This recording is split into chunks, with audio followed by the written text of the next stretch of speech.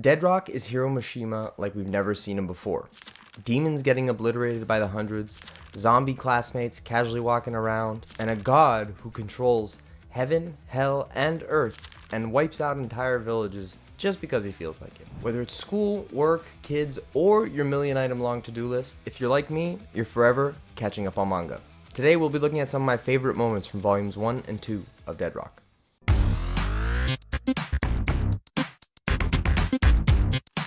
The graduation prize, become a demon lord.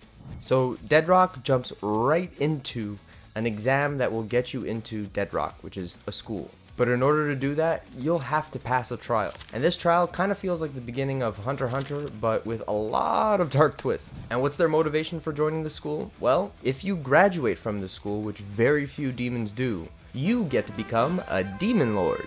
Essentially that means you get like a little stake on Earth that you can control as a demon lord. The beginning really lets you know that these aren't your typical good guys in this story. This is primarily evil people, but with a twist. Yakuto's personality is definitely one of the highlights of the series.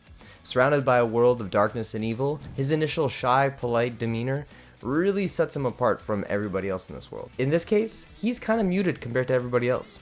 He apologizes, he stammers, he's polite to people who are trying to kill him. I really love this different dynamic for a main character in a Hiro Mashima story. In addition, this story actually just has one main character, so far at least, but it seems that there's really truly just one main character in this one, versus his typical dual main character dynamic. The bloodbath that is this entrance exam proves that this manga is gonna hit a little different, and it's gonna be darker.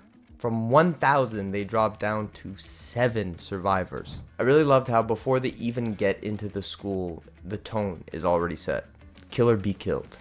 I'm definitely a fan of the power system that they're using in this called roots. Ironically, roots are tied to your lineage, and that is just dripping with story potential. To give an example of that potential, which later pays off down the road in these 2 volumes, we find out that the Black Dragon root, which is what Yakuto's root is supposedly extinct. What's cool is that he actually is able to turn into a dragon in this case, which is wild. And that dragon essentially looks like Agnologia.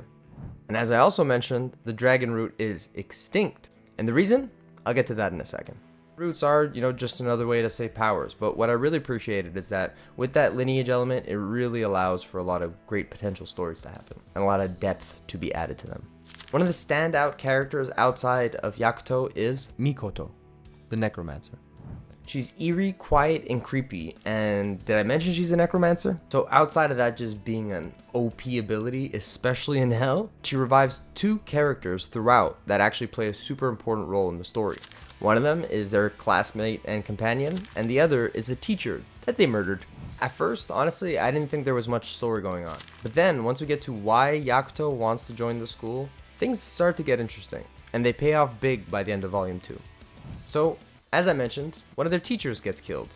Don't forget, everybody is evil in this place, so don't feel too bad for any of these teachers.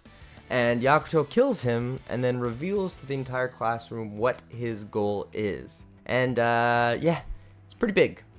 He wants to kill God.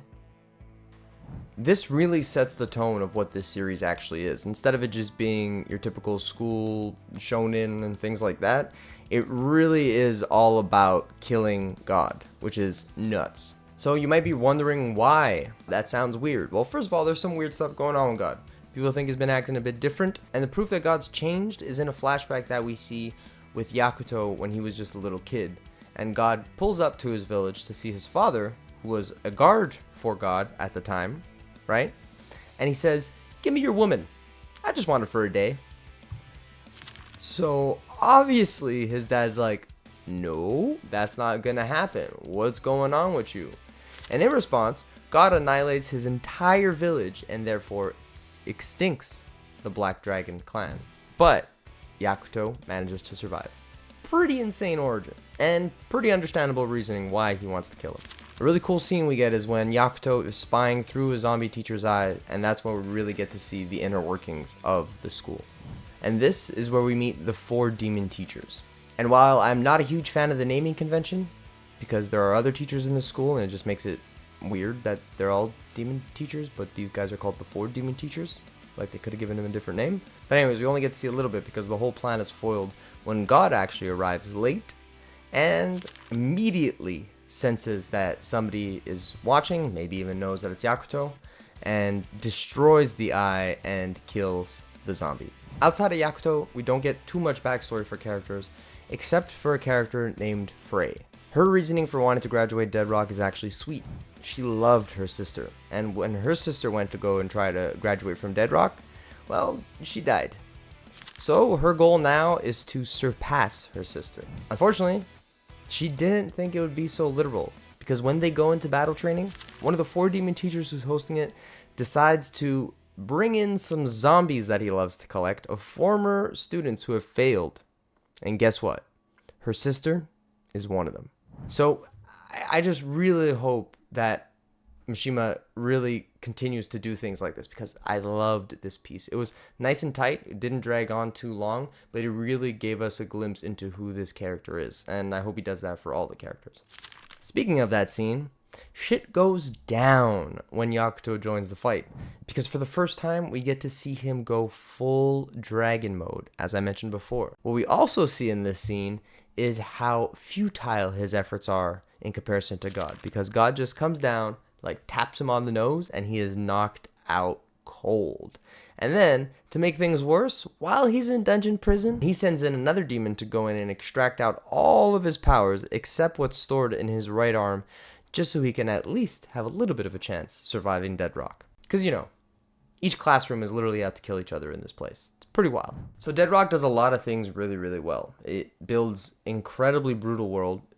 Strong start when it comes to characters, considering it's only 2 volumes. I really feel connected to some of these characters.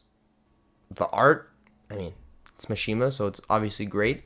And I really love the twist on your traditional school environment shonen, while still maintaining that signature Mashima flair.